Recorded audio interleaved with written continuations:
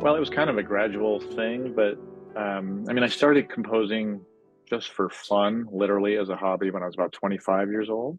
And I started doing more of it, more of it, more of it. And um, trumpet playing kind of got a little less not interesting, but just, I don't know, composing took up more time and eventually got to the point where um, my wife's a violinist, so she was in the orchestra. I was in the orchestra.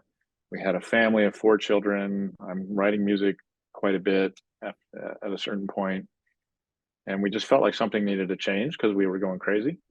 And so we decided to leave the orchestra about 15 years ago. So I've been full-time composer for the last 15 years. I think I re- we met right around that time. I thought it Uh, was longer because I remember playing your string quartet a long time ago. okay, so officially 16 years is when I left the orchestra. So 2007. Okay, I think I came up before I left the orchestra.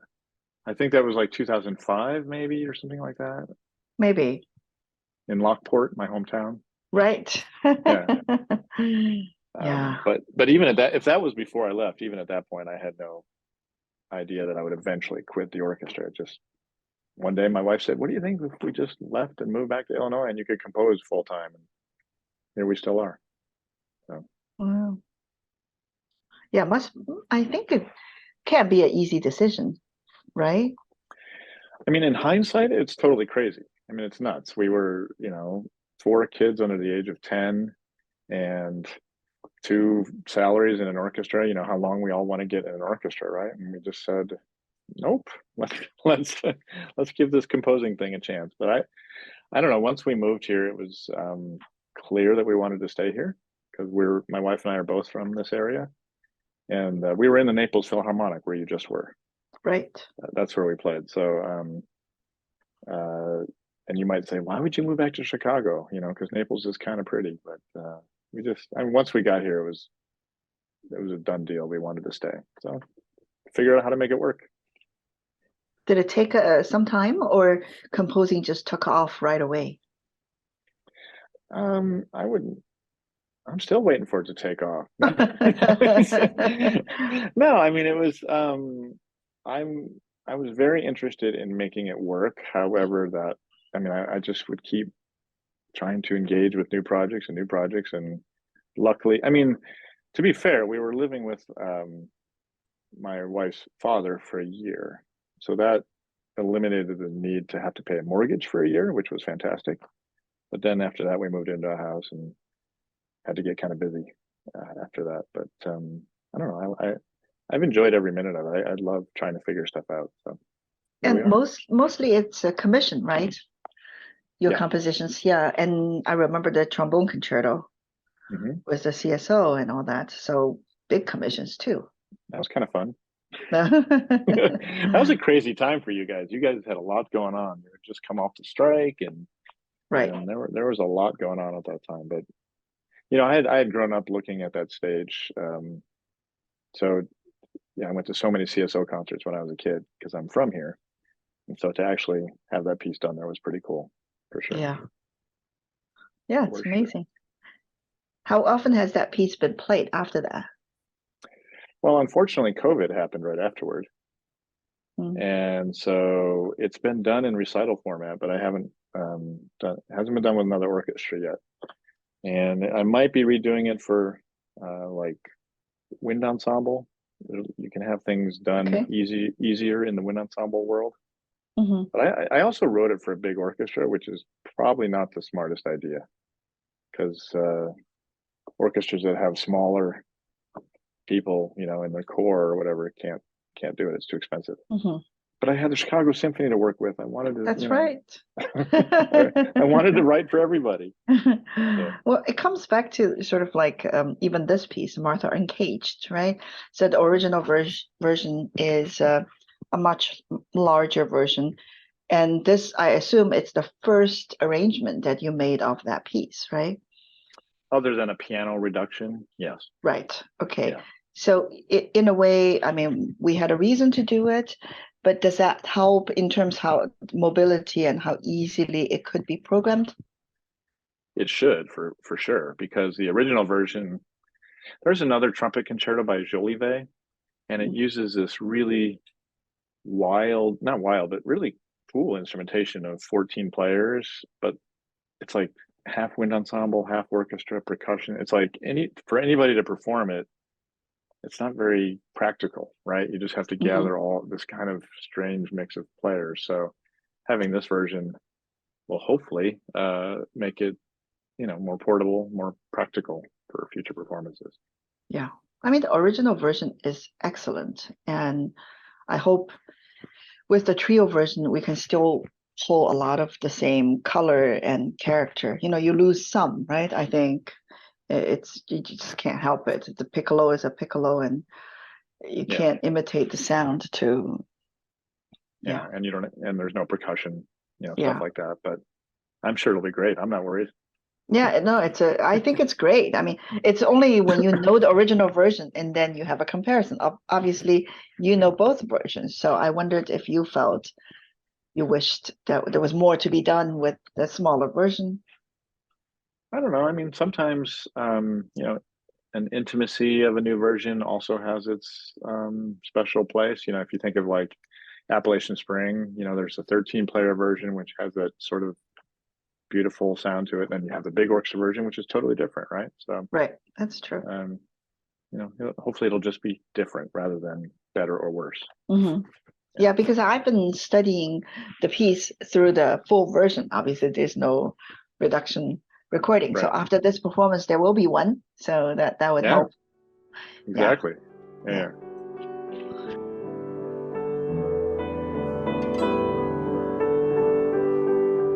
You know, I like to get my inspiration from a lot of things that are not musical. So I like to uh, the big thing I like to do is read books to see how authors treat their material and shape their stories. And in this case, I just was actually in a lot. I knew I was going to be writing a piece, a trumpet concerto, and I was in the library and I saw a biography of Martha Graham, and I was, of course, I had heard of her, but I didn't know that much about her. Everybody knows Appalachian Spring. Everybody knows that she's responsible for commissioning a lot of works.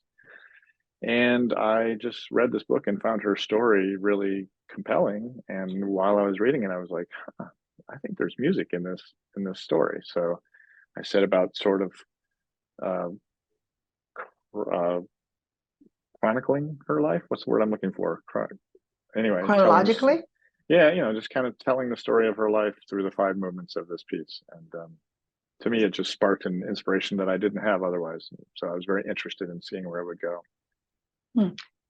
Do you ever see this piece, or has there been a point in composing and envisioning this piece that you pictured a dancer with it or some form of Oh, choreography? absolutely, entirely. Yeah, when I wrote it, I was hoping, I think I even wrote to the Martha Graham Dance Company, hoping they might consider it because, and the concert I'm doing next week, the reason I'm missing yours is I'm pairing this actually with Appalachian Spring. I'm conducting a concert, and so it'll have that Bigger thing that picture. Mhm. I had always hoped it would be paired, and so now I'll do it myself. But yeah, I would love to see it dance too, for sure. I wrote it with that in mind. Hmm, that's Yeah. interesting. Maybe we should make that happen. But do you Uh, think that could work with the piano trio version, or does it, you think it needs to have the big ensemble version? I think what would be cool is if you had a couple percussionists, like Mm, piano trio and either one or two percussionists, because so much of this piece, um, I'm not saying it wouldn't work with just piano trio, but so much of this piece I deal with, um, the first movement is a caged lion, because we can get into why I wrote the music the way I did, but it has this bass drum thing, which is supposed to represent a lion pacing back and forth in its cage, which is how she first got her inspiration to in movement, and she kind of modeled a lot of her dance after that. And the last movement has this sort of um, weighty gravity feel to it, and a lot of almost tribal percussion, which I mhm. wrote. I wrote for a very specific reason, and I think it would be cool to have that if it was a piano trio with dancer version. But I would be super excited if that happened someday, because that is indeed what I had in mind when I first wrote it. What would be your first choice as dance group or choreographer to do this with? Well, ideally, it would be somebody from Martha Graham, but if not, it would be um, somebody local. Or I mean, I wrote a ballet recently, so I know a choreographer quite well. I'm sure she'd be into it. Okay, Yeah, I mean, there's lots of potential. we should make We can it talk. happen. I you don't have to ask me twice. No, I wrote a ballet 2 years ago for San Francisco Ballet, and ever since I did that, I'm in love with dance. I want to write as many ballets as possible. It was so fun. It was just yeah. Anyway, that's a different story. Didn't mean to. Well, but in a way, it's makes me think about, when you work with dancers and you're writing a ballet, you pretty much you have in your mind whom you're writing for, or do you know which dancers are going to be dancing? Yeah, Yeah. yeah, So in that sense, it's not that different if you're commissioning, you're commissioned to write a piece for a specific musician. So yeah, it's interesting, that process. yeah. And a piano trio would actually offer a lot of flexibility because you could be just a smaller group, like on the side of the stage, and the dancer would have all this extra room to work with. And Right. I know you So got my wheels turning.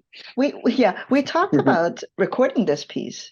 So would you think the piano trio version with the trumpet would be good to record, or are you thinking you must add the percussion component to it? Can I hear it first before I make that Yeah, decision? sure. Yeah. Yeah, I'll hear it Thursday, and then I'll get a better idea of what if I feel like anything is just absolutely missing. Okay, cool. Yeah. I, I can't believe how much Esteban, well, all of you, but like Mahler 5, the tour, all these other things. I mean, I remember my days as a trumpet player, like one of these would have been enough for me. So adding all this on top of each other is, Yeah, in my opinion, quite a feat. he's young and he's excellent. So, you know, he's doing millions of things even today and tomorrow, and it's like going from one thing to another. Yeah. Incredible, really Yeah. incredible player.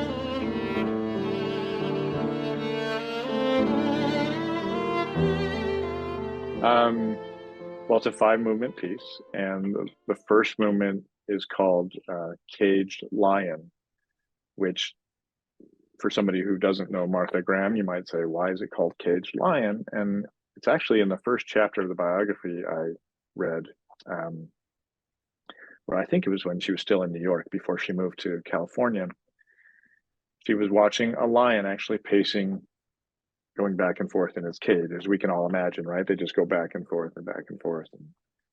And this greatly influenced the way she thought about movement. And so my piece starts out with there's some percussion in there, kind of gives it a little bit of a jungle feel if you were to hear the percussion, but we won't with the piano trio version. But the lion paces back and forth, but it's a weird 9/8 mixed meter. There's always an extra step, extra beat as the lion turns, paces, and a little extra beat and turns back. So it's not in strict 4/4, but a little off kilter. So the cage lion, that's where she got her start, and that's why I wanted to start my piece with that effect. Um, the second movement is called Denishan Breakaway. Denishan was a dance company that when she finally was in California, her family moved to California, and she broke away from one dance company and went with this other one called Denishan. I hope I'm pronouncing that right.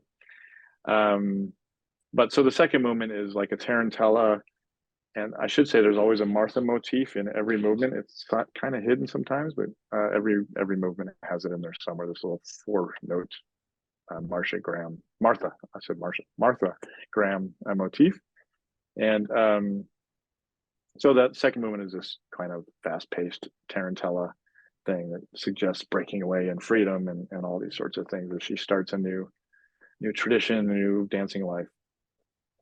The third movement is, again, I hope it's Louis. It could be Louis Horst, who was a romantic affair that she had. All dance studios have rehearsal pianists who just make stuff up on the spot so they can warm up and do all their things that dancers do. And so she had a love affair with this gentleman. And so the music sort of has that, I like to call it kind of a quasi 50s love romantic feel to it, and the piano is featured, and it's supposed to resemble that sort of free, like he's almost improvising the piano part, and it's romantic, as I said. The fourth movement is very quick. It's called Eric Hawkins. Eric Hawkins was another dancer uh, that Martha actually got married to for a very brief time. They had a very quick romantic fling marriage, and because Martha was really kind of obviously making new strides and being very innovative in the dance world. It's based on an old fashioned dance form, a bourrée, but it has sort of a jazzy, modern harmonic twist to it. And the movement is very short, and it uses piccolo trumpet um, to give it that old fashioned flair. But again, like everybody's playing in different keys at the same time, and it's over before you even know what happened. So that's the quick marriage with Eric Hawkins. And then the last movement is actually called Gravity, the finale Gravity, and it's in one, and there's a lot of weight to the. It always kind of lands on very heavy on the beat, and that's because she was very insistent on being. Gravity was a big thing in her dance, and she always danced barefoot. She was always in touch with the earth or the floor or whatever, and so the movement, while being up tempo and very technical and virtuosic, always has that feeling of being down and in touch with the ground. So that's my Martha Graham in a 20-minute nutshell. I mean, that's fantastic. So besides the biography, did you read other books about her? It just seems like you knew her intimately in a way that you understood her life and what her dance was about. I have to confess, I didn't read other books because I had a deadline to meet, but I did watch a lot of her videos that I could find and just kind of get a sense of how she moved, and because I'd heard her name, but I didn't really understand what her style was all about, and so I got a quick sense of. I think this whole piece has a very 1950s feel to it, and I don't know if that's from watching a lot Mm. of black and white videos or what, but I wanted to capture the spirit of what I was witnessing either through the book or watching videos of her dancing online. So I think uh, it's a really great piece and very effective, every anyway, movement. I appreciate And that. does she have family? I'm just curious, like, is there estate or foundation or something? Do they know about your piece? Well, there's the Martha Graham Dance Company, and I tried Right. to let them know about it. I don't think the estate knows about it. I no, I don't. I honestly Hmm. I guess I should do some more homework, but I'm a little shy about that. I don't really want to bother people, so maybe Yeah, I but should. Maybe I. it's such a good tribute. I would think they would like to know, right? I mean, if this was happening to me, I would like to know, or I think it's I Well, don't know. if you want to reach out to them, I would. no, I the mean, that's something I totally would do. I totally would go down a rabbit hole and find something and make, try to make a well, connection. the executive director. I did try. The executive director of the Martha Graham Dance Company is a former Interlochen graduate, and I spent my entire life at Interlochen when I was a kid. So I figured, oh, there's a connection there, and I sent her a note and I told her about it, but it didn't go any further than that. So Hmm, interesting. Okay. yeah, who Well, knows? let's see what we can do about that too.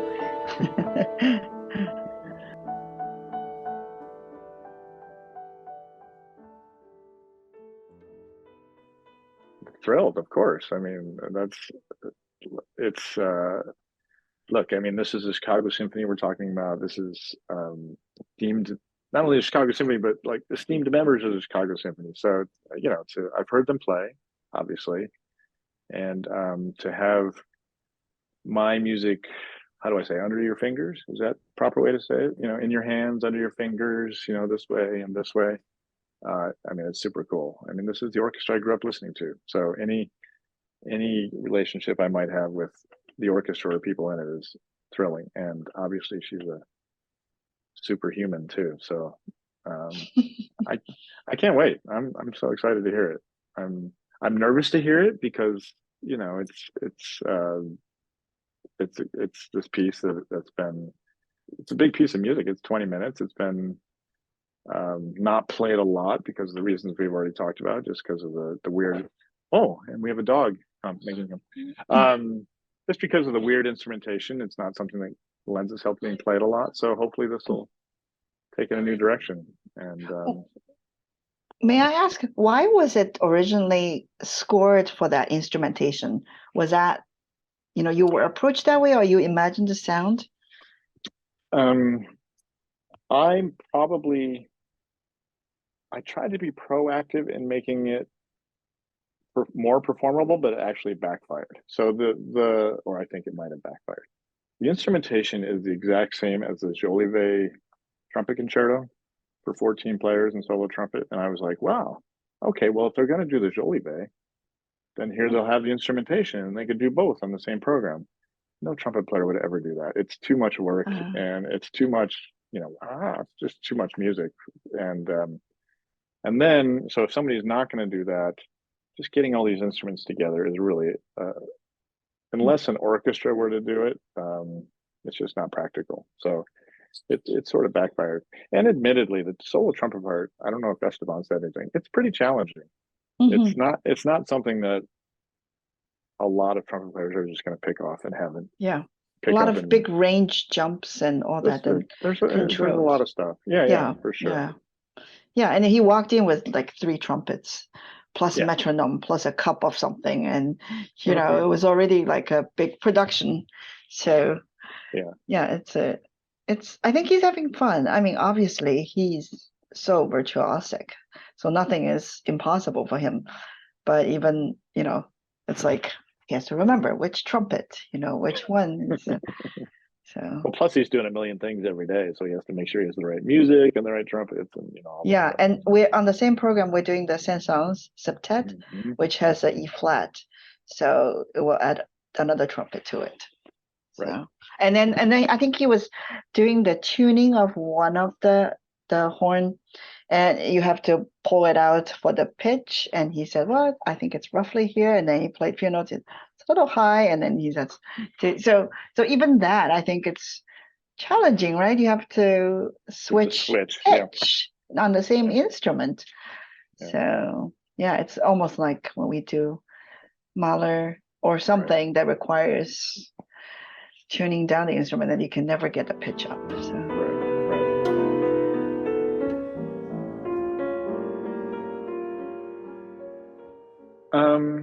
I guess first and foremost, I just hope they enjoy the journey. Like, I just hope that they find themselves engaged in it and wanting to know, that they have to.